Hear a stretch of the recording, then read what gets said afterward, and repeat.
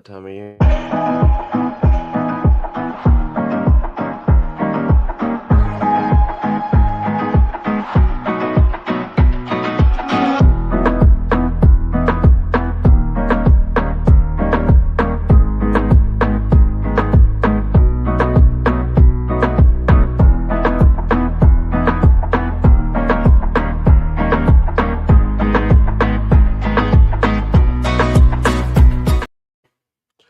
What's going on, college football fans? Welcome back to the First and Long College Football Show. Long time no see, but we are back after the national championship game that we saw earlier this week. Saw it on Monday. Ohio State's the national champion, so we'll kind of discuss what we saw in the game a little bit, and that'll transition us kind of over into some discussions we were kind of having off air and doing a little research on. And something that a lot of people have talked about, who is the supreme conference in college football? And it's something that's been talked about a ton, from fan base to fans of conferences or what have you. We'll kind of discuss it here. And then we've got some transfer portal stuff that we just want to kind of discuss, I guess, some winners and losers, I guess, if you will. We'll look at kind of the top 25 and some of the stories that are trending out there. We'll talk about the Georgia Bulldogs and Carson Beck situation. We'll talk about, it's not all about Georgia, but Damon Wilson obviously leaving the Georgia program. LSU at the top, pretty much at the top of everyone's mind when it comes to the transfer portal right now. So we got tons to discuss here on the First and Long College Football Show. We're so glad that you're with us. If you haven't done it already, we hope you'll consider hitting the subscribe button. Hit the like button for us, first and foremost. That's the easiest thing to do to help show a little bit of support for the channel. Just trying to keep the lights on over here at First and Long. So we'll kind of jump into the national championship first, and just kind of go over some of the stuff there. Obviously, 34-23, Ohio State edges out the Fighting Irish there in the national championship game on the 20th. Honestly, it was like a reverse crock potting, right? It was almost a backdoor cover there for the Notre Dame Fighting Irish, but it never felt like it.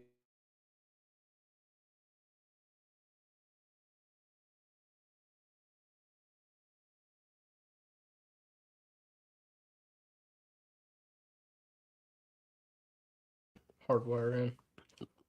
Gotcha. I think we're back on there. Y'all let us know in the comment section. Mason, I think you're kind of screening. If you guys Yep, can hear we're us, good. we had to kind of change our connection method there real quick.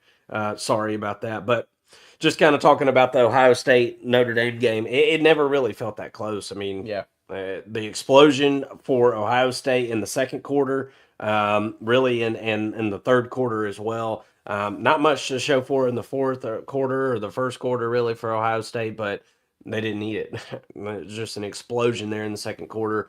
And they take care of business. It was pretty predictable. I had come on the show. We were trying to predict what we were thinking was going to happen, and I thought Notre Dame could have kept it close. I was dead wrong, really, and almost got the cover, and I wouldn't have deserved it. But that's betting for you. You just never really stink and know. I'm sure plenty of people that were betting on Ohio State to cover that were sweating right there at the end of that game and praying Ohio State was going to be able to kick that field goal, which they were. But I just wanted to kind of talk about, I guess, Ohio State's season, and we've talked about it ad nauseum, really. It's been one of these, man. It's been up and down. And first of all, what do you think about the national championship? Let's don't get off of that topic yet. And then I guess we'll just kind of transition over to what the season was like for Ohio State and kind of the Big Ten as well. Yeah, I think really the game almost went Notre Dame's way in a sense. And what I mean by that is, this was a Notre Dame team that's throughout their entire season, really, but really in the playoffs, we saw them be a very resilient team, and you almost saw that resilience peek its way through to get them back, and they really were within a score's reach in the fourth quarter of that game. But that being said, I still feel like Ohio State was really dominant. two things can be true at the same time. I feel like Notre Dame put themselves in position to go up big late, right? Or to go up late and give them, gave themselves an opportunity, and then Will Howard just hits the long throw to Jeremiah Smith, Yeah. and that sets up the field goal. And they were able to kind of ice the game at that point. Good teams sustain drives, in the fourth quarter to win the football game and not Yeah. give the opponent the ball back. And it just felt like Notre Dame wasn't going to be able to stop Ohio State when they needed to at the very end, and they weren't. Sure as hell couldn't stop them on third down. No. In that first half, I think Ohio State was, what, 6 out of 6 or 8 out of 8 or something on third Oh, yeah. down. I mean, And really, I mean, Ohio State kind of played Notre Dame's game, kind of to complement on what you were saying. I mean, they kind of took their own style, right? And like they won the time of possession. They were able to run the ball. That was the biggest thing that stuck out to me, was that the fact that Notre Dame ran the ball for like 50 something yards. right. And I'm not saying that it was surprising, because I mean, we saw that Ohio State defense all year. I mean, it was Jim Knowles. The defense has gotten better each year over the last 3 years, and it's one of the best units in all of football. It's right up there with Kirby Smart's Georgia Bulldogs on defense. It's something that you pretty much can just count on every single game. I mean, the defense hasn't let Ohio State down not one time this year. The offense can't say that. Yeah. The offense can't say that, and which is kind of crazy, because all the star power is on the offensive side for that group. If you really think about the coaches, Ryan Day, Chip Kelly, Yep. all those guys. But at the end of the day, it was the offense that had to go out there and score those points to win that game, and that's why you pay all the money for those offensive players to go out there and get it done whenever the defense was going to show up. We knew it was going to show up. It showed up every week, but the offense had to go out there and do their thing for this team to be able to win the chip. They did it, and it's really kind of been a long time coming, honestly. Yeah, it has. And you mentioned Jim Knowles. The whole reason they brought him in was because this defense wasn't cutting the mustard Yeah. up until Not physical enough. right. And then was 2022 his first year? I believe it was his first year as defensive coordinator. Yeah. They make it to the Peach Bowl. Big improvement that year. Absolutely. First Huge year. improvement. Almost beat Georgia and would have won a national championship in 2022. Should have beat Georgia. That's something we're going to talk about again here in just a minute when we talk about conferences, because that's a game that we're talking, and maybe we just go ahead and kind of transition into that right now. Congrats, Ohio State. You guys Congrats. won. Yeah. Congrats. You guys knew you were going to win. You were in our comment section letting us know, that you were going to win. So, congratulations to you guys. We kid with Ohio State fans on here because, they roll with the punches with the best of them. Or at least I'd like to think so. Yeah. And, even if I might piss a few people off, we like to joke around, and Yeah. you guys unsubscribe sometimes, or then more people subscribe. So it's a wash, and it's just like, yeah, we're just having fun. We're just having fun here. And it was a really, really fun season if you're an Ohio State fan. Probably a lot, honestly, Ohio State season obviously ended much better than Georgia's did. But as Georgia fans, like, we kind of had similar seasons where there was a lot of this. Yeah. The game with Nebraska, Ohio State fans were coming out of that game pulling their hair out, right? That's not even to mention later in the season you go and you lose to Michigan again, in a fashion in which kind of proved Michigan's point. We're the more physical team, right? Well, Ohio State, they didn't have to be more physical than Michigan that day, but they chose that's what they wanted to try to do, and it backfired on them, right? So lots of highs and lots of lows for this Ohio State team. Kind of a perfect way to describe it. I read a story, Mason, where they were leaving the game, leaving the field, and I guess they were going to do the press conferences, and they wrecked the golf cart. Yeah. After the national You didn't see the championship. video? I didn't click on the video, but I read the story. It was pretty funny. Lady absolutely, I mean, she wrecked the golf cart. Like, yeah. You guys probably saw it online, but she was trying to turn and thought she had it and just gassed it, and then ran right into a cement wall. The whole front axle just completely bent, and she's trying to start it back up. Right? It's like, no, this isn't going anywhere.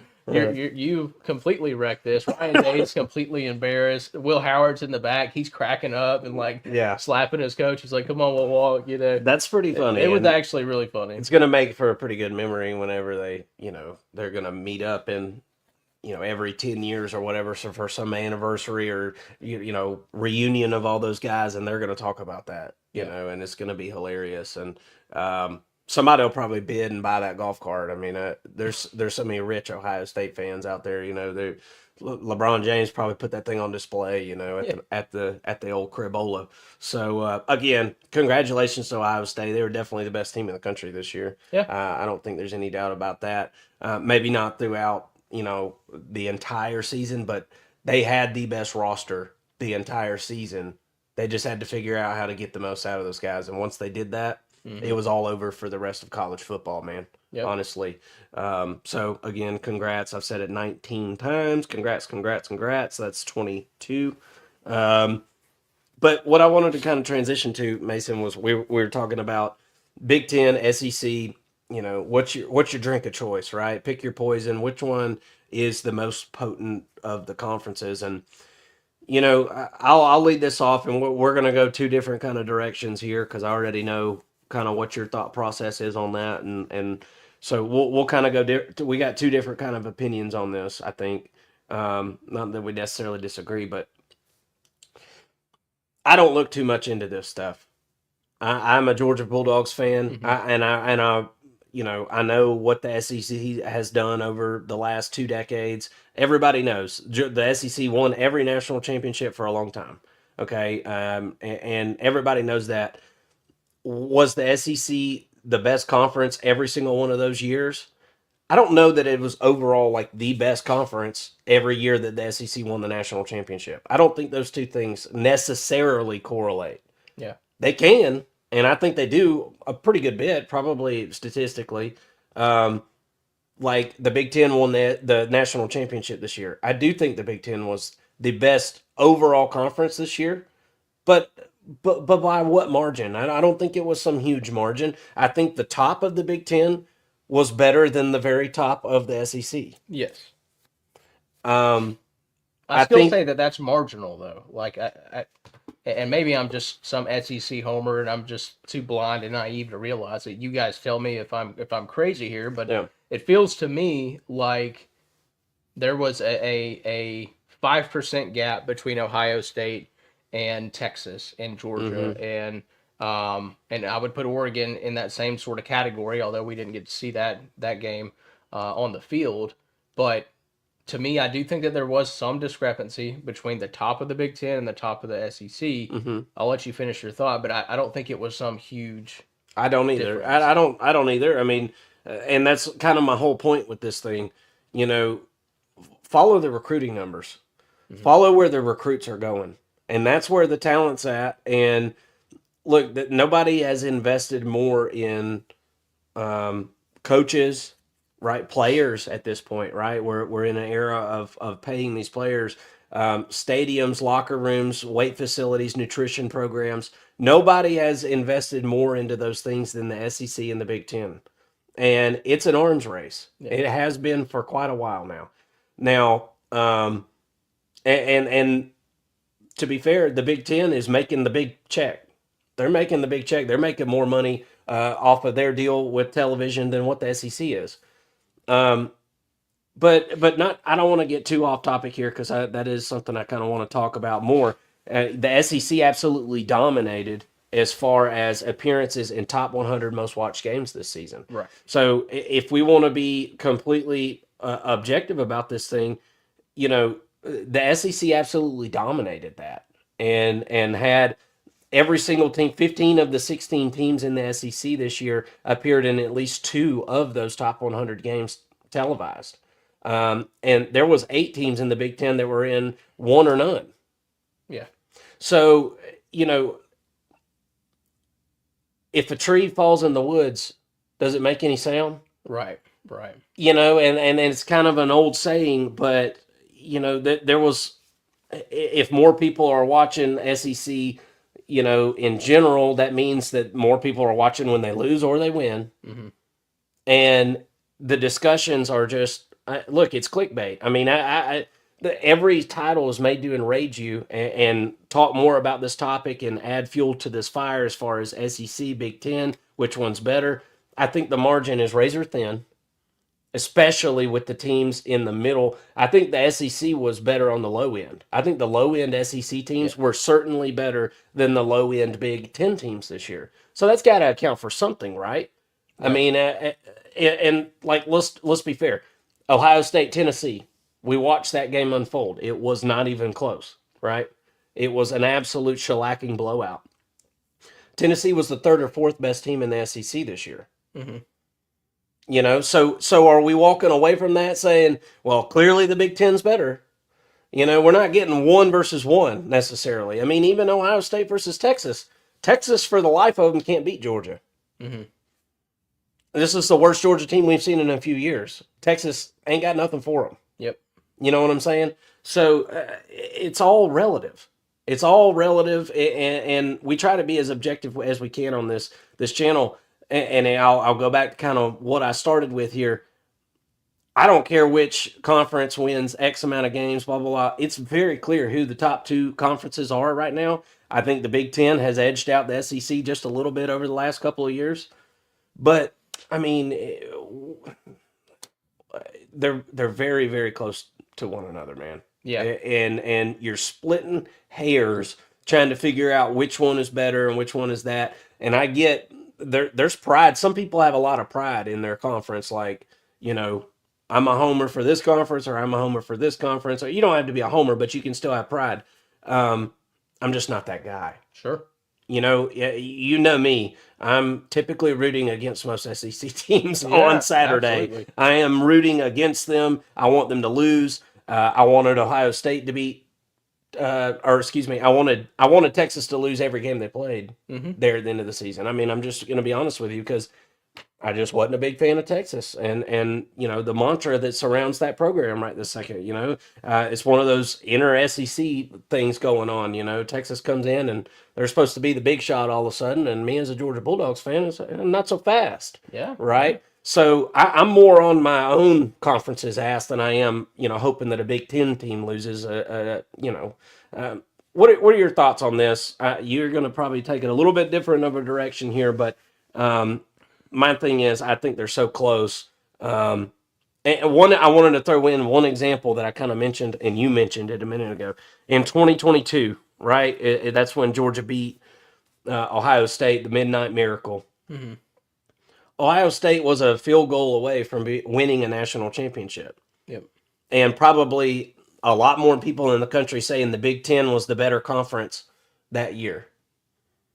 That's how thin the margin is. A missed field goal at the end of the game at midnight And you'd be on talking New Year's about, Eve. You'd be talking about the Big Ten 3 years in a row winning the national championship. Right, exactly. And instead it was Georgia's continued dominance. It was the SEC's continued dominance up until that moment. Mm-hmm. You know what I'm saying? And in all reality, neither one of those teams dominated one another. Yeah.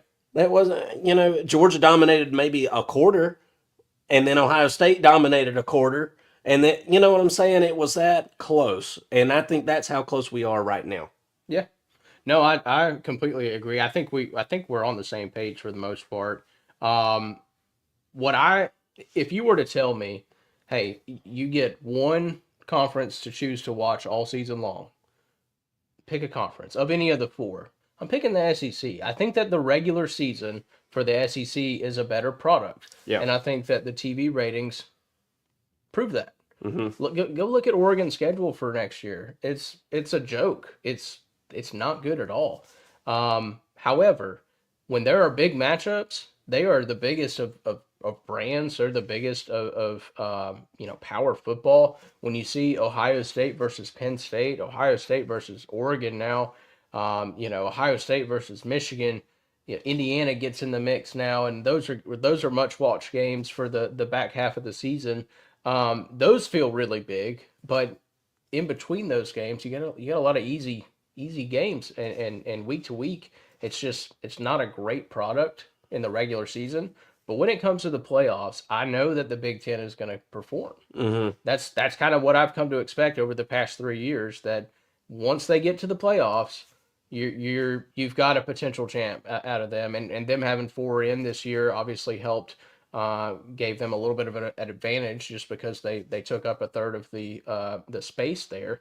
But overall, and I guess if I had to choose, if I were a conference, so to speak, I'd rather be good in the playoffs than be good in the regular season. I fully admit that. Uh, but I also think as a college football fan, I like the regular season games to be worth watching. I like Arkansas versus Ole Miss being a must watch game. Mm-hmm. That those are games that you kind of skip in the Big Ten. I don't feel like we're watching those games very closely. Yeah. If you're a casual football fan, that is, we watch it because we comment on it. We have a show and we try to give you guys our opinions and Mm-hmm. betting opinions and things like that. But most people in the South We are not usually have watching some those. kind of money on it. That's right. Yeah, I'm sweating in those games. That's why but college football betting is so much fun because it you get is. involved in, and I think that, speaking of which, I think, Mason, that's probably going to play a hand long term in more people watching more games, right? The college football betting, we're still on the uphill climb of this thing. We're not at the mountaintop with the college football betting. More and more people get involved with it. Whether you're betting $5, $5,000 on a game, more and more people are getting involved in that. More states are getting on board, things like that. And I think that's only going to increase viewership from coast to coast. More people in Georgia watching games in Ohio, or which that's a bad example because Ohio State was one of the most watched teams this season, as they typically are. But just to kind of piggyback off what you're saying, if you take the top 100 most watched games this season, all right, and you look at the teams with the most appearances in those games, Ohio State had 12 appearances in those games. Well, they only played how many games? 17, 16 games or whatever. Yeah, 16. So almost every game, everyone was watching. It was Right. one of the most watched games of the year. With 11, you had Colorado, Georgia, and Texas. All three had 11. Alabama with 9. Michigan and Penn State with 8. Okay.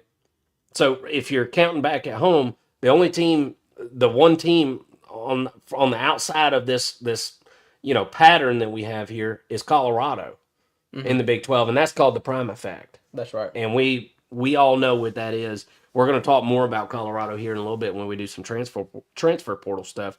But then you got Florida, LSU, Nebraska, Notre Dame with 6 each.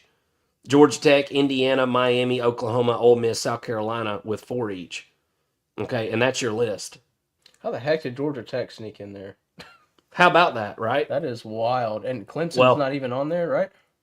That's interesting. Right. Well, Georgia Tech played Ole Miss. Georgia Tech played Miami. Well, and I think the Notre Dame game at the beginning, Georgia Tech played Georgia. or the FSU game at the beginning of the year, week 0. Week I think 0. that drew a lot of numbers, Right. playing in Ireland and whatnot. So that Right. makes sense. No doubt. No doubt. So you see what everybody wants to watch. It's the SEC and the Big 10. Mhm. And out of those top 100 most watched games, the SEC absolutely dominated with 82 appearances. Yeah. Now you got to, obviously, guys, keep in mind, if you're keeping track at home, there's 2 teams in every game, Yeah. right? So 82 appearances by the SEC, followed by 56 from the Big 10. And Mason, that's actually tracking the opposite direction you would think it would from the year before, where the SEC was in 65 and the Big 10 was in 64. Mhm. So it brings us along kind of the mind F that I've dealt with this whole thing this year, and I think a lot of college football fans have talked about this year. Why did we not get better matchups with the Big 10 Mhm. adding, basically just sucking all the talent out of the West Coast, right? And adding that as part of their conference? The travel arrangements played a role in this, Mason, because they tried to get a lot of those West Coast teams to play each other. Yeah. And then you saw a lot of the I guess you would call it the old money of the Big Ten, right? Kind of play each other in their region. And we did. We saw some cross-country stuff. Don't get me wrong. We saw a few, but not nearly enough. Because it's traveling across the country, man, it's hard to do. Yeah. It's very, very hard to do. The Big Ten's going to have to figure that out. Mhm. They're going to have to figure that out as far as getting more teams, getting these matchups a little bit better to get more viewership. I mean, it's plain and simple. The numbers don't lie. The Yeah. numbers don't lie. Ohio State, Michigan, Penn State, those were the teams that were watched in the Big Ten the most. And Ohio State, obviously, the number one team in the country, watched this season. So Well, interesting and stuff. speaking of numbers, and we'll kind of put a bow on this topic, but the SEC between the regular season and the playoffs only. I did not include the bowl games in this because there's a lot of opt outs in bowl games that aren't playoff games and whatnot. So I didn't want to include that in these records here. But in out of conference games, the SEC ended up 22-13 on the year. The Big Ten ended up 19-14 on the year. So, and obviously, they completely ran away with it when you got to the playoffs here. So in the regular season, So that's non-conference. Not to interrupt, but that's non-conference Power Four, non-Power Four. That's every. just Power Four, That's only Power Four. only Power Four Just want to non-conference preface games. that. Yeah. Nope. No Helen Keller schools for the No, blind and no deaf. cupcakes, no FCS. Okay. No Group of Five. No, Very just, good. Just between. Very the good. Power That's not Four. enough games because I know the Big Ten and SEC played more Powder Puffs than that. Yeah, exactly. Exactly. Both. We need to get rid of those games, guys. I Yeah. mean, we really do. So not accounting for those, again, SEC 22-13, 9 games over 500. The Big Ten 19-14, 5 games over 500. So that kind of tells you, pretty much, it kind of sums up. If you take that information and then you know who won the national championship, kind of sums up what we've said, right? The SEC was better in the regular season to watch, a better product, and they actually performed better in non-conference games because talking about the regular season, we were talking about a lot of SEC on SEC matchups. Those aren't included in those numbers, obviously. But even in non-conference games, the SEC somewhat dominated. Realistically, I mean, 4 games better over 500 than the Big Ten, and that's a trend that has really been occurring for what 15 years now, Yeah. where the SEC completely dominates non-conference matchups, and I think that is just objective data that you can draw from if you want to make this argument for a conference over another. You can look at this sort of data and see how they perform against each other. And I know exactly what's going to be said in the comment section. I mean, no matter which way, damned if you do, damned if you don't here on Yeah. YouTube, right? But the Big Ten people are going to say, well, SEC was 1-4, against the Big Ten in the bowl games, or y'all take whatever you want from the bowl games. I mean, that's up to you. You decide how important they were. I know they weren't important because none of those bowl games are anywhere close to the top 300 watch games this season. Right. So I know that you don't really think they're that important. So you can say that they are in the comment section, but I don't believe you. I don't believe you because you didn't watch. You didn't watch the bowl games, most of you. You checked the final score and you said, win for the Big Ten, or win for the SEC, or win for the AC, whatever contour to your talking point. Okay. So, South Carolina and Alabama, they both lost to Big Ten teams. That was the big two everybody had talked about. They should have been in the playoffs, things like that. I mean, we all know what it is this day and age, man. You pay these players, they're not going to play in games that don't matter. Mm-hmm. They just don't want to do it. Is that right? Wrong, indifferent? I don't know. Don't really care. I have my opinion. It's called quitting. Yeah. They quit on their teammates, and it's something that I wouldn't do. Okay, but I'm also not ever going to be paid millions of dollars to play football. I mean, I've come to that realization at this point. I know it was a tough pill to swallow this year. It was hard for me to say that just now. We're coming a long way. I was still holding out 10% hope until I uttered those words. But if you can't tell by my potato dumpling drunken Buddha body, I won't be playing any professional ball. So, with all that being said, that was very interesting conversation. You ready to jump into transfer portal stuff? Let's do it. I need to peel it open and see because I haven't checked. Well, I'm going to lead you down this weary, going on. narrow path of the transfer portal here. Okay. we'll kind of go through some of these rankings, and I was going to pull them up on here, but that's all right. We don't have to necessarily do that. You got LSU at number one, man, coming in number one in the top 25 for the transfer portal rankings, and we're going to talk about some winners and losers, okay? And we'll kind of categorize them as we go here. Obviously, at number one, you have to consider LSU a winner, Yeah. but I'll say this, Mason, and there's something to this. I don't know how this works, why this is the way that it is, but the rich get richer. Whenever you have a rich talent group at wide receiver, why is it that all the great wide receivers gravitate towards that area? I don't understand. That's right. Because LSU continues. I mean, they just continue to produce top level college football wide receivers year after year after year, right? And here they go again. They go in the transfer portal, and I mean, they got some serious talent at the wide receiver position right at the top of this class. Nick Anderson coming over from Oklahoma. He was banged up all year last year, but if you don't know who Nick Anderson is, you're going to know after this coming up year, especially if you're an SEC guy. You're going to know all about Nick Anderson because he's going to go off at LSU. As long as he's healthy, as long as he comes back healthy and everything. Yeah. Barry and Brown, they go in, they get Barry and Brown from Kentucky. So you got a couple of really, really good playmakers. You had some go out. Kyron Lacey obviously left. He declared, but then he got arrested for like murder or something. Yeah. So I guess he's going to be drafted into prison. I don't know. Yep. Is what it seems like to me, but it's neither here nor there.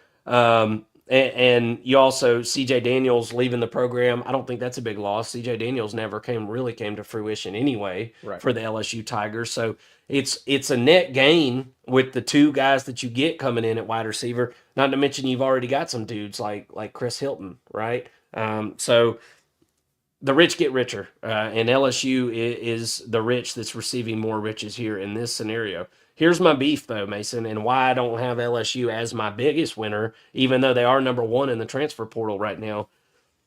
I don't feel like they addressed their need at defensive line, Mason. I mean, Outside of edge, what are they getting? well, and they already had an edge. I already felt decent about the edge group that LSU has been building there.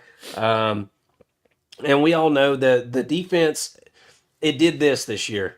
Okay, it got better, it peaked, and then it seemed like at the end of the year it kind of went down again. Yeah. Right, and I think they just kind of ran out of gas, ran out of depth. Right.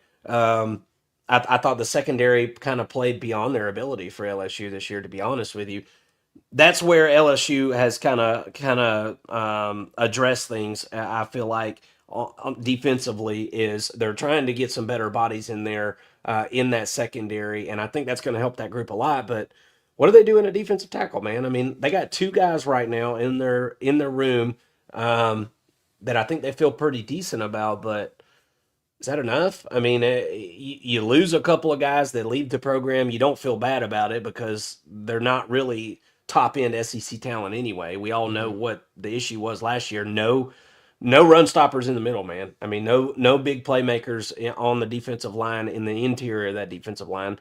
And LSU didn't go after a ton of them in this transfer portal for whatever reason, just like they did last year, Mason. Last year I think they swung and missed more often. This year they just didn't even try. Yeah. So I'm really kind of baffled by what I think is going to potentially be something you can point to as roster mismanagement going into next season.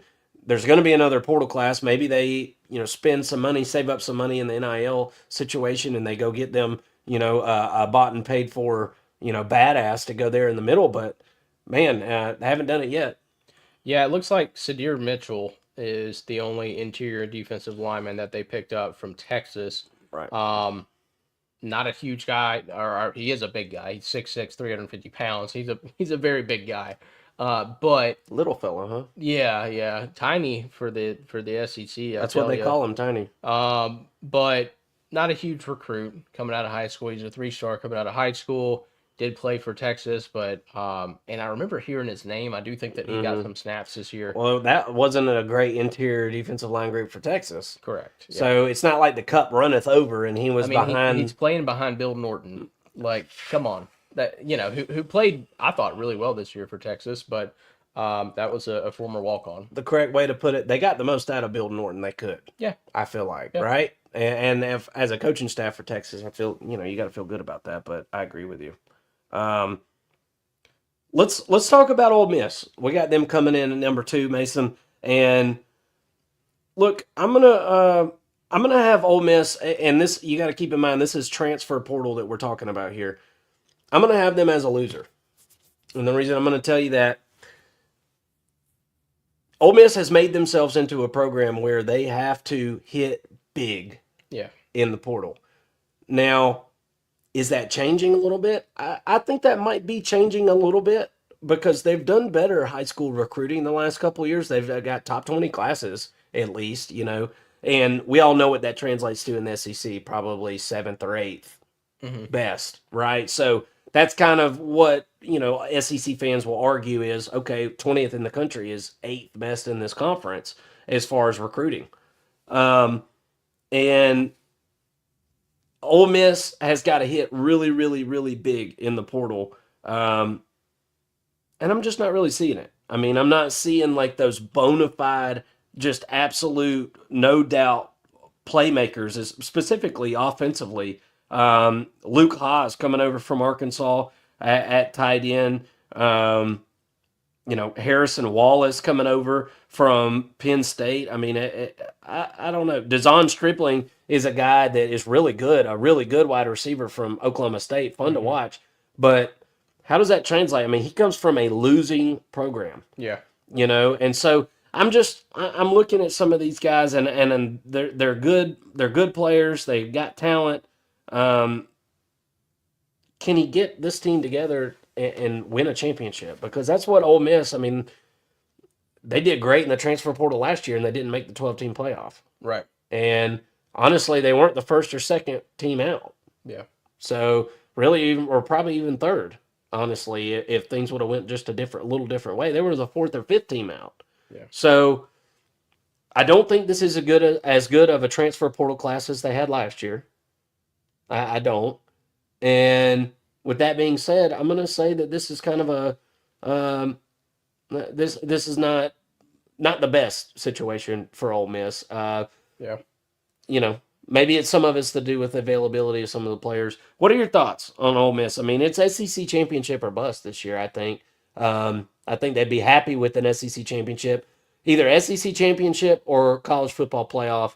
Those two things obviously would go hand in hand, but Ole Miss has got to do one or the other this year for the Lane Kiffin experiment to have been proved successful. Don't you think? I do. Beating Georgia this past year wasn't enough for all of us to sit back and say Lane Kiffin is one of the best coaches in football. Right.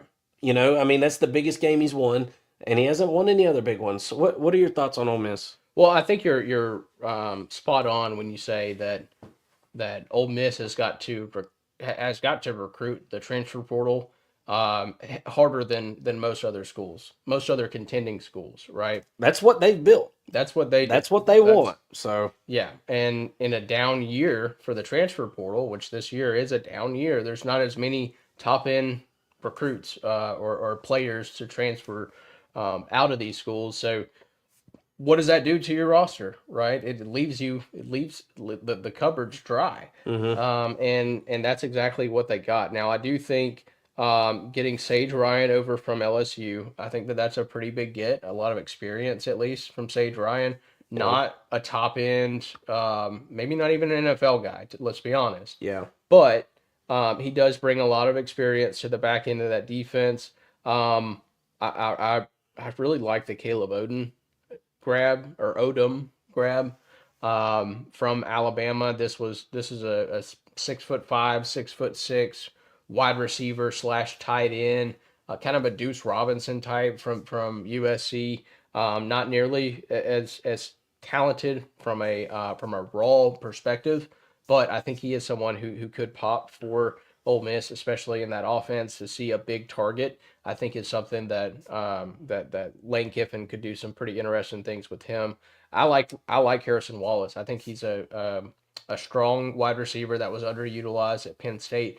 Got hot at the end of the season, got hurt at the end of the season as well. I think Yeah. that limited him a little bit, but ultimately, I think he put just enough out there to warrant a top end sort of transfer dollar that he would bring in. And then Prince Will Umanmielen, the brother of Princely Umanmielen, coming over from Nebraska. That's their number one target and the number one player transferring into Ole Miss, and for good reason. He's very talented, very twitchy, very fast, a little bit raw, kind of over pursues, not a ton of moves off of the defensive line, but you can't teach what he's got. He's got length and he's got speed. He's got to be able to convert that speed to power from time to time. But I like him a lot as a prospect, and I think he's going to do really well with Ole Miss, given what they did at the edge position this past year. Number one on my list for transfer portal overall has got to be Texas Tech and what they've been able Yeah, to do. And I'm not going to sit here and go into some kind of deep ramble on Texas Tech, and they needed to improve drastically defensively. Excuse me, don't mean to cough in y'all's ear. But I'm just impressed with the fact that Texas Tech was able to go in and it's really all positions they yeah, attacked, Mason. And they were able to get offensive linemen, defensive linemen of good caliber, right? That's one of the toughest things to do in this transfer portal. So whatever's going on in Lubbock, I mean, it's pretty serious. well, And I can tell you something that happened that is pretty obvious. tortilla sponsorship. Yeah, Olay is really just coming in with the bread. But no, Micah Hudson leaving. What kind of cap space did Yeah. that open up? Former five-star wide receiver. You know he was bringing in close to $1 million, if not $1 million, maybe $2 million, and did not produce. They sent him to Texas A&M, which opens up a lot of cap space to bring in the linemen and other positions. You know that, but yeah, hell of a class for them so far. Yeah, I mean that they may have just bought their way into a very possible Big 12 championship next year, Mason. Yeah. I mean, because we're going to talk about it here in a second. Let's just go ahead and talk about it now. Colorado, I have to put them as a loser in this transfer portal, Mason, because again, a lot like Ole Miss, they rely on those big hitters. They got Hmm. to hit it big. And just think about Colorado and the guys that they've got going out of that program this year. And then compare it to what you look at on this list here No doubt. for Colorado. Last year there was bona fide proven dudes that they were picking up, right? And there would be a couple guys that you were kind of taking a flyer on. If it works, it works, and it did, like Seaton, some of those guys. I don't see that top end this year. I don't see it, and I'm interested to see how this translates. Now, last year the defensive line was way better than what we thought it would be. They go out and they get Jaheim Otis from Alabama. I think that defensive line is going to continue the progress that they've been making. Yeah. So I think that you're actually going to see a lot more of the same from Colorado as far as win loss next year. But I think it's going to be a much more well rounded football team, personally. I think they're going to be. Last year, we know what the passing attack was. It was one of the best in the country statistically because that's what they did the most of the time. I think you're going to see more of a balanced attack on offense.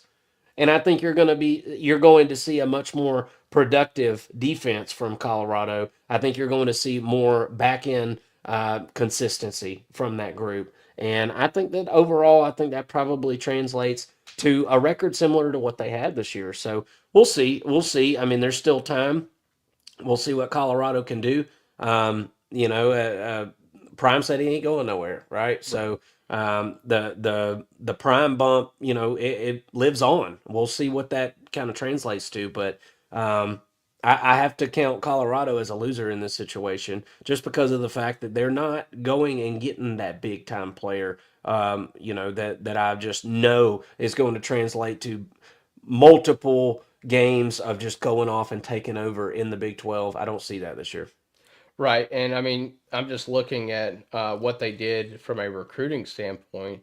They were 40th in the country, which puts them at looks like fifth in the Big 12. Yeah. You do that, and then you have what I think it was two 4 stars that you've got transferring in. One. That's right, because you've got one transferring in Jaheim Otis, one transferring out in Nikai Hill Green, who's going to Yeah. Alabama, the 15 linebacker. 3-stars, one 4-star. Yeah, that's not cutting the mustard. That's not even really coming Yeah. close in the Big 12, and you lost two of the best players in college football. I think you have to look at this if you're Coach Prime, and if Dallas offers you the position of head coach of the Dallas Cowboys, you take that position right now. Yeah. Looking at what you've got coming in, I don't know how he wouldn't. it's you're the outlook for him is not good, and I don't think that his reputation is going to get any better this year. It's really not. I think it's kind of peaked for the most part, considering what he had talent wise. I always thought he was just there for his kids anyway, to be honest, but who knows? Yeah. We'll see.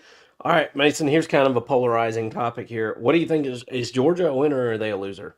And this is you have to kind of separate some of these teams, right? We talked about the Ole Misses, the Colorados, the teams that really heavily rely on this transfer portal. Georgia's only got 6 guys that they're claiming in the transfer portal. 2 of them, though, are 4-star.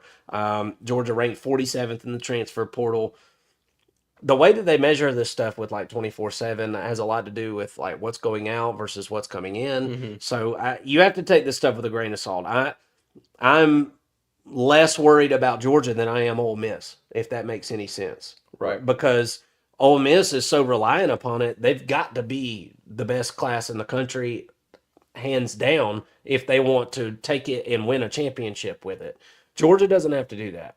Georgia is one of the best, perennially one of the best recruiting teams in the country. Now, it's no secret. They're top 5 classes as far as I can see, right? And I don't think that that's really going to change.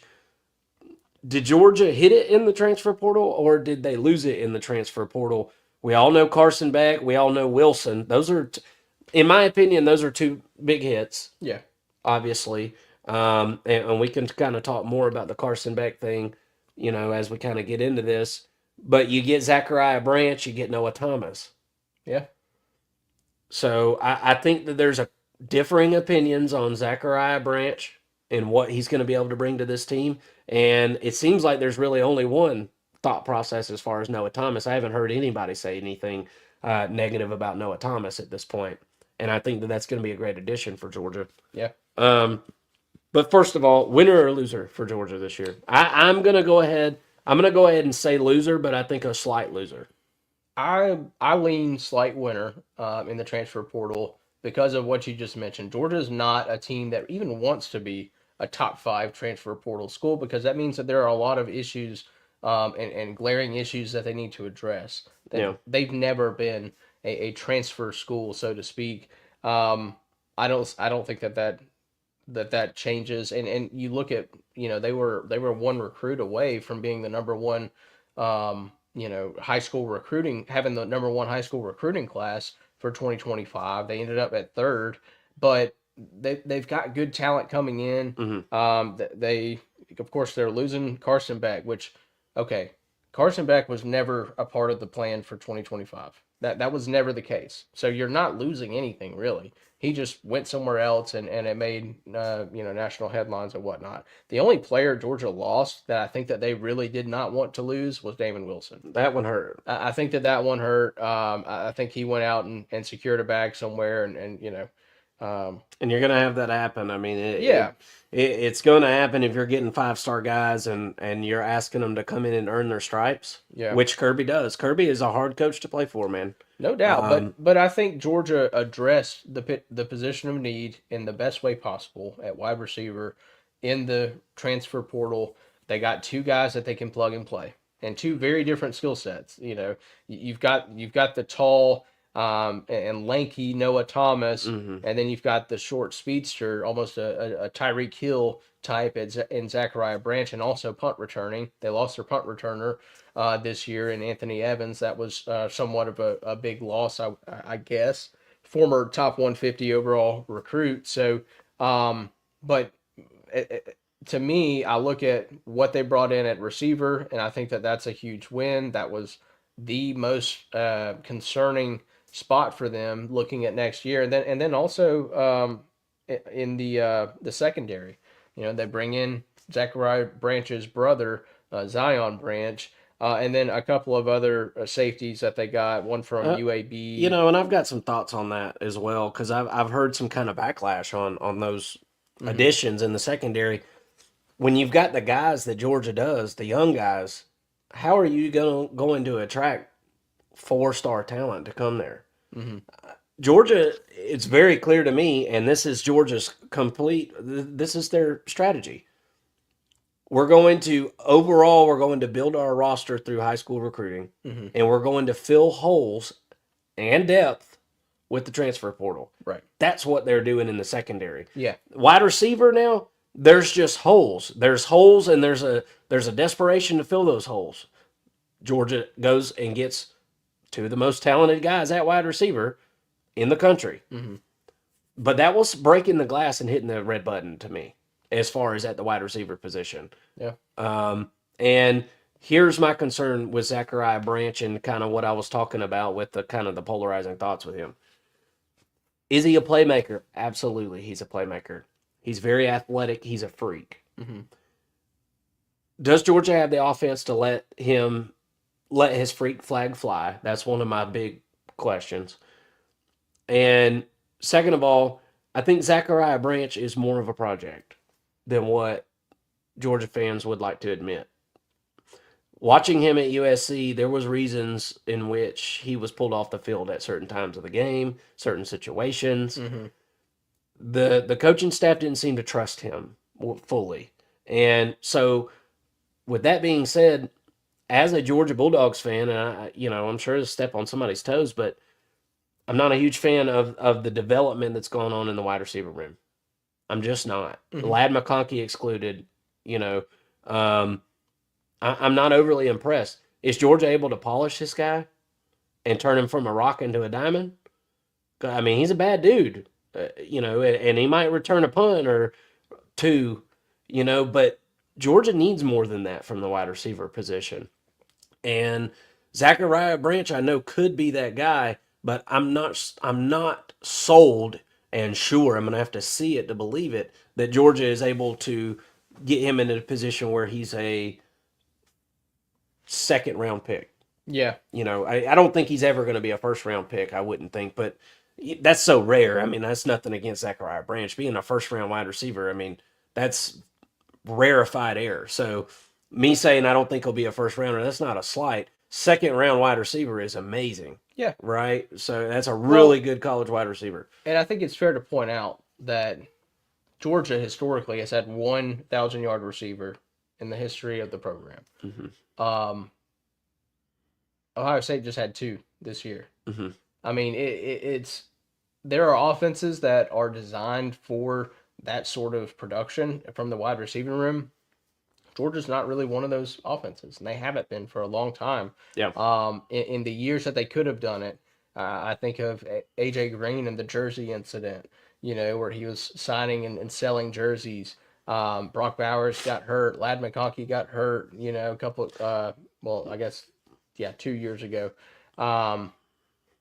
Things just, George Pickens got hurt, or they get arrested before the season starts. J.J. Holloman, you still remember J.J. Yeah, Holloman back in, what was it, 18? Yeah. And guess what? Georgia was 1A wide receiver away from competing for championships that year. That's right. So. But it can't all be coincidence, though, right? Right. It's next man up at some of these other programs. At Georgia, that's not really the case. Yeah. Even with this class, I mean, with this transfer class, you brought in two wide receivers. What if one of them gets hurt? And realistically, one of them probably will. There's about a 50-50 chance that one of these guys are going One to of get them's hurt. arrested for racing, Yeah, and exactly. wrecks his car, and I mean, and so now you're down to one, and all the pressure's on that one, and there's not a lot in the cupboards for Georgia, yeah, and so I think that they address the need, and also in the receiving, the recruiting class, the receivers. This was one of the best receiving classes in 2025 from a that's high right, school that's right. perspective. They brought in a 5-star in Talon Taylor. Brought in C.J. Wiley, who is a high 4-star. Landon Rodan is a guy who they think is going to be a stud, and a couple of others. I mean, 5 receivers in this class. They're finally addressing it in the high school ranks. So, but to me, this these two transfer players should bridge the gap to where they can get going early in the year. And then by the end of the year, you're starting to see some freshmen produce in the playoffs and in the back half of the season. Yeah, absolutely, absolutely. I think Georgia's kind of a neutral, winner loser as far as transfer portal. It's again this season and going into 2025 for Georgia. It's going to be more of who's stepping up, who's going to fill those shoes type of off season, and it's turned into being that every single season for Georgia Yeah, and Ohio State and Oregon and Alabama and you know uh, uh, Ole Miss in a different sense and in a different way, right? That we kind of talked about. So I thought Oregon did a really good job in the transfer portal, going and getting players that they needed, right? Not huge numbers, not bringing in 15 players. You don't need to bring in 15 players. yeah, You bring in the most talented guys at the positions that you need them. I'm interested to see what the wide receiver room looks like for Oregon going forward. I think that's a big question for them next year. They're doing their best to answer those questions, and we're going to see in the spring, who's going to take the mantle up, and obviously you're going to have a change at quarterback. So, but you already had your guy in the program, right? Dan Lanning's done a pretty good job, being one step ahead of this thing. This year is going to show us Dan Lanning's ability to develop. That's what it's going to show us because this will be his third year, and this will be all his own guys, right? And he's going to be able to show us what he can do with a player as far as development wise. And I his career has gone a lot like Kirby's did, hmm so far. And the second year, Kirby played for a national championship, his second season coaching. Dan Lanning didn't play for a national championship, but pretty damn close, right? Won the Big Ten, all that good stuff, much like Kirby's second year. And then it took Kirby a few years after that to get back really close to getting to the big dance. I'm interested to see does Dan Lanning have that junior year, senior year, to use an analogy, obviously. His third, fourth year, does he take a little bit of a step back from what he had in year two? I'd be yeah, willing to probably say yes, but I think they're doing a really good job as far as keeping their roster tip top. And they're going to be right there with, top three in the Big Ten, I think, again. So, yeah. um, I good, agree. good transfer portal class. At number 11, they're ranked right this second. Yeah, and another, like you said, one of those schools that's going to cherry pick who they need and whatnot. A school that I'm looking at though is Miami. Um, Obviously, bringing in Carson back, that's the big name, that's the big recruit. But beyond that, really addressing the defensive secondary. Um, Bringing in Xavier Lucas from Wisconsin, cornerback, 4-star. Yeah. Charles Brantley from Michigan State, cornerback, 4-star. Zachariah Poyser from Jacksonville State, 4-star safety, 4-star cornerback, 3-star cornerback. So I mean, just a pretty good bit of talent coming in. I think that you're addressing some positions of need. I'm a little bit curious what they have in the wide receiving room. As they are losing Restrepo, which you don't replace that guy. That guy was a freak. You got to have Carson Beck's got to have some dudes to pass the ball to. I Mm-hmm. mean, he just does. He's not a quarterback. We saw it this year that can just go out and put the team on his back. He's not a Cam Ward, Yeah. right? And not to say he's not a good quarterback. I think the world of Carson Beck. I think he's a great quarterback, but he's got to have some pieces. He's a traditional pocket passer. Got to have the pieces around him, more than just the tight end, who I think is great. But looking Well, at and we saw C.J. Daniels. He comes over from LSU. I mean, left a lot to be desired. yeah, He come in the year before, coming from a lower level college, over 1,000 yards receiving, and then this past year it was kind of like put him on a milk carton, yeah, right? At times, right? and And he it's was easy to get lost in an LSU wide receiver room. So and he was hurt a lot. yeah, and he got banged up, and those types of things happen. Is he able to bounce back? I mean, he's going to be asked to play a pretty big role for Miami for sure. Yeah, yeah, no doubt. And so just kind of rounding out that conversation. I mean, losing Restrepo, you bring in C.J. Daniels, and that was it. Like I thought that they could have done a little bit more in the wide receiving room, but again, I'm not looking at their recruits coming in. I don't know what they've got coming in from that perspective, who they have on the roster. I know that they're going to need to address the receiving room, and we still have another portal window in the spring to go through, and I think that they could maybe go after some wide receivers at that time. If you're Isaiah Horton, why do you leave Miami at this point? You know, That's what I was thinking. I didn't fully understand that one. I guess that probably happened. I guess before the Carson Beck situation, so you don't know who the quarterback is, and Yep. maybe he didn't want to start a new chapter at that same place with a new quarterback. Who knows? I mean, but you would have been set up for some success and a high usage rate. It seems if you were able, if you were to stay at Miami. So I definitely count Miami as a winner. They're definitely addressing needs. We all know what it was. It was the defense last year, but it is going to be a reworked offense. I think it's going to end up being another team, Mason, in my opinion, where kind of like Colorado, we talked about it earlier in the show. I think you're going to see a regression towards the mean a little bit more for the offense for Miami, and I think you're going to see the defense step it up. I think Yeah. it's going to be more of a well-rounded approach this upcoming season rather than all the firepower and fireworks kind of being on one side of the ball. So if you're a Miami fan, I'm sure that's really the only way to win a championship. You can't be so one lopsided one way or the other and hmm win a national championship. I mean, if Ohio State didn't have their offense, we already talked about it today. They don't win a national championship. If they don't have the defense they had, they don't win a national championship. Yeah. You need both. You got to have both to win a chip. So or even really win a conference championship. Although it is in the ACC and things tend to come a little easier in the ACC as SMU has showed us. So any other thoughts? Kind of winners and losers coming through here. We'll read through some of the top 10 here. We saw LSU number 1, Ole Miss number 2, Texas Tech number 3. Let's talk Auburn for just a second, and then I think we can kind of probably close it out here because we're going to have more to talk about this stuff in the offseason. But is Auburn a winner or a loser to you, Mason? Because they go out and they get Jackson Arnold. That was like, I feel like that's a pretty big gamble for Coach, right?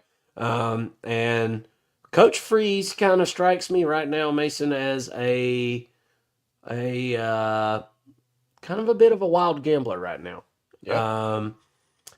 He seems like an individual who feels like maybe he's playing with house money at Auburn and is saying, no, we're going for it. I have a feeling and we're going for it because he could have took the easy way out and maybe just got Caden Salter or something like that. I asked you earlier this year. I said, I can't believe Salter hasn't ended up at Auburn. Yeah. We talked about it on the show. Didn't understand it, right? Now he goes out and gets Jackson Arnold, who was a 5-star dude. We think that he's got a high upside, but we don't even know because he's been on an offense at Alabama, or excuse me, at Oklahoma. That, I mean, he had nothing helping him. He had nothing going for him, right? Yeah. So, with that being the case, was it a win or a loss for Auburn in the transfer portal this season, this offseason so far? I think it's a win, but how big of a win is it? I wouldn't have them ranked in my top 5 necessarily, but definitely top 10. I think Jackson Arnold's definitely got the potential. We just don't really know what his ceiling is at this point, just because of the fact he had no offensive line and no wide receivers last year. Yeah, and my thing with this, looking at their class, Eric Singleton is a great wide receiver. I think he's what the best wide receiver to come out this cycle. If not, he's up there. Yeah. Getting a 4-star offensive tackle is not easy to do.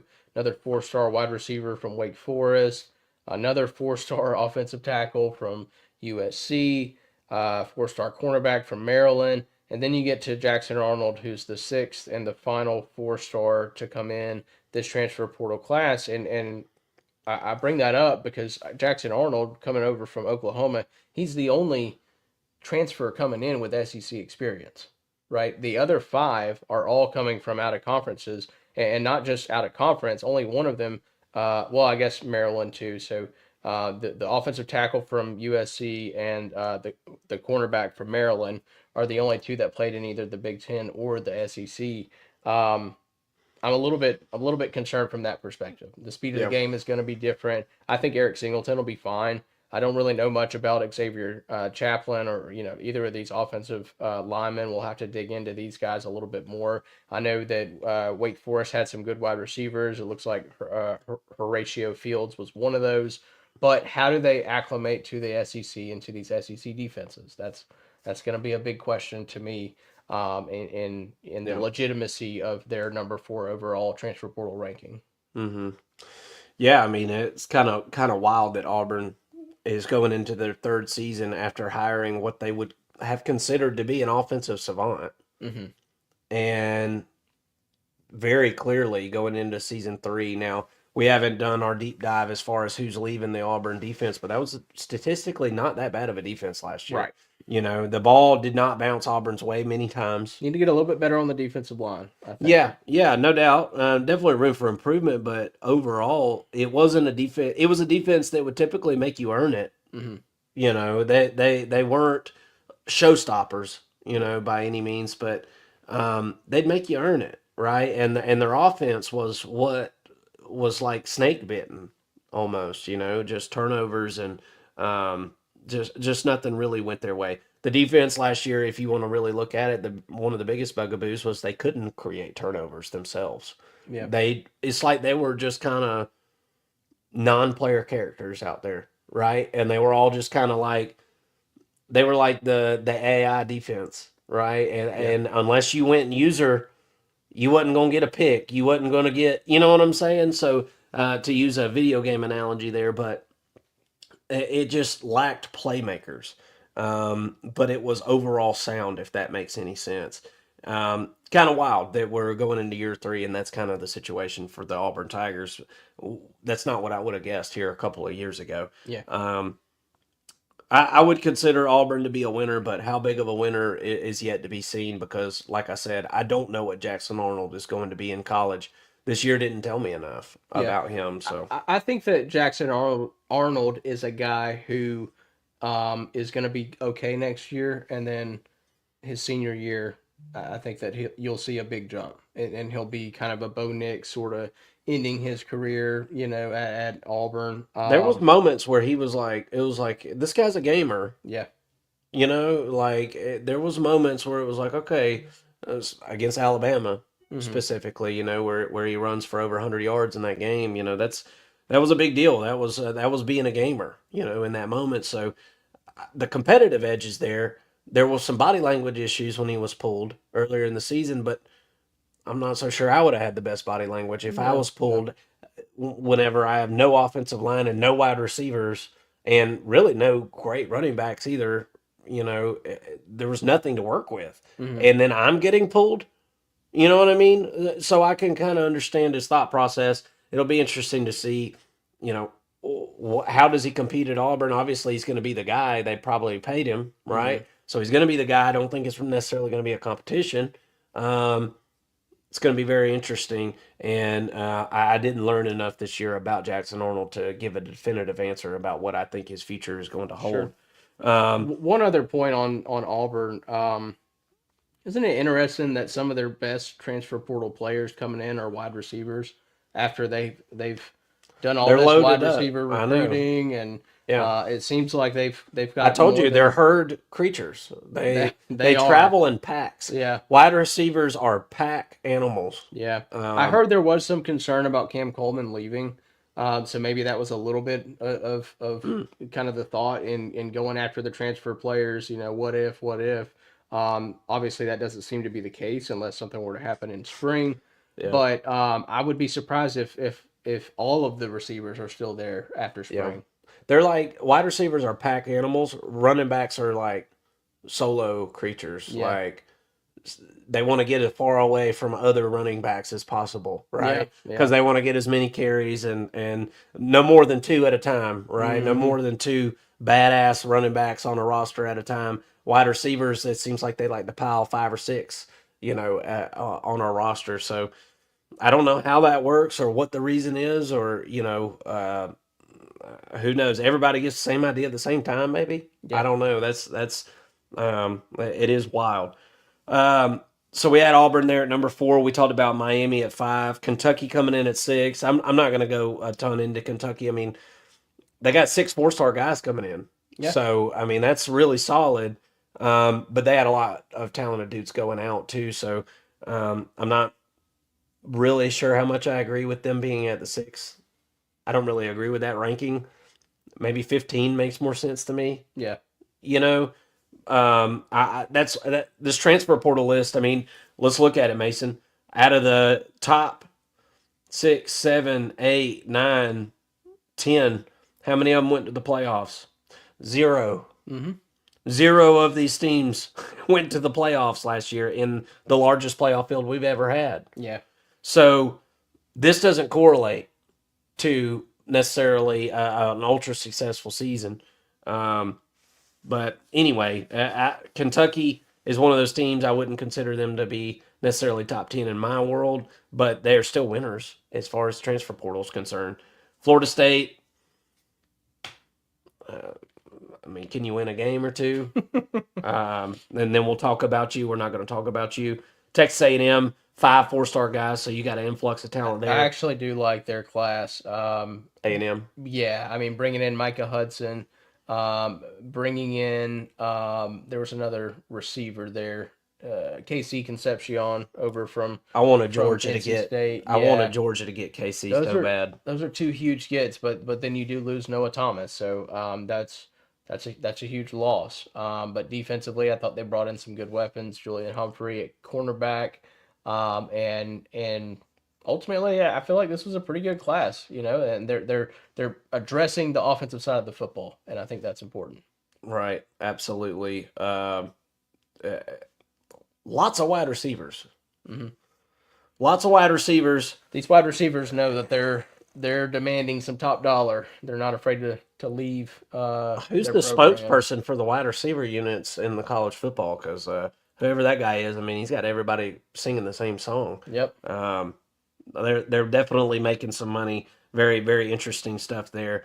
Texas A&M got them a good little class. Missouri comes in the top 10 at number 9. Nebraska at number 10. Nebraska's I thought done a pretty good job scratching and clawing and fighting, but again they're gonna have to win some more games before we're gonna be talking about them a whole heck of a lot. And then we talked about Oregon there at number 11.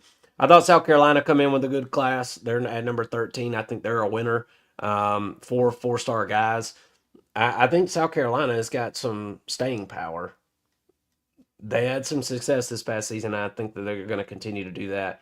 Any more that you want to mention here? Anybody could just read a list, but we're going to talk more about this stuff as the off season continues to go on. There is no off season in college football, so Hmm. we're going to be talking all off season long. We hope that you'll consider hitting the subscribe button and come and hang out with us. You got anything to cap it off? No, I mean, kind of a lackluster cycle, I think, for the transfer portal. Um, I'm glad. I expect a little bit fewer, but some big fireworks in the spring. So, I do. Yeah. after the spring practices are over, there's about a 2 week window there where the transfer portal opens up. I guess we really won't have a ton of transfer portal talk between now and then.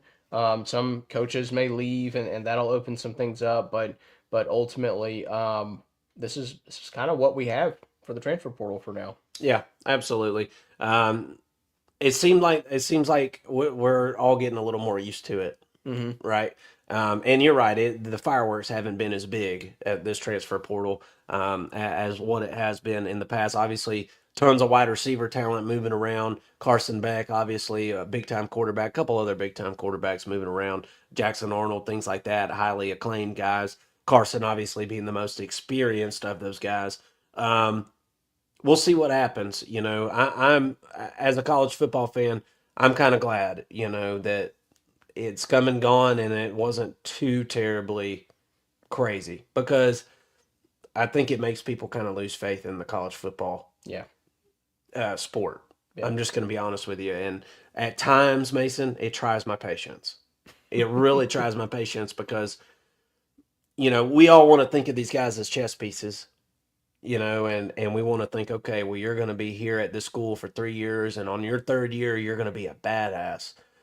That's not how it works anymore, man. Mm-hmm. Most of these kids at least go to a couple colleges, and I think maybe that's going to calm down a little bit with the NIL. I think NIL is going to kind of extinguish a little bit of the transfer portal movement, and it'll be more for depth purposes. But Yeah. I'm glad that the seas were not too choppy, and causing people to just say, whatever, I'll check in later and let me know what my team is next year. Like you're picking new teams at recess Yeah. every day, Yeah. right? And, Yeah. and so I get that way at times, and I get a little cranky about it. But all in all, it's been a pretty fun transfer portal class. I feel like everybody got a little something of what they needed, at Right. least. You may have lost some players that you're a little sour about. Carson Beck, you can go to hell. As far as I'm concerned, not literally like as in meeting Satan at the gates of hell, but you're dead to me.